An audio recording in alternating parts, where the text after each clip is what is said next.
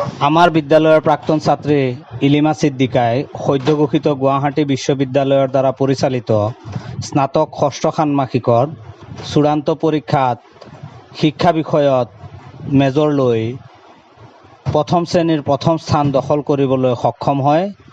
এই চেগতে আমি বিদ্যালয় কৰ্তৃপক্ষ আৰু বিদ্যালয়ৰ শিক্ষক শিক্ষয়িত্ৰী তথা ছাত্ৰ ছাত্ৰীসকলে মিলি আমাৰ এই কৃতিমান ছাত্ৰীগৰাকীক আমাৰ বিদ্যালয় প্ৰাংগণত আমি আজি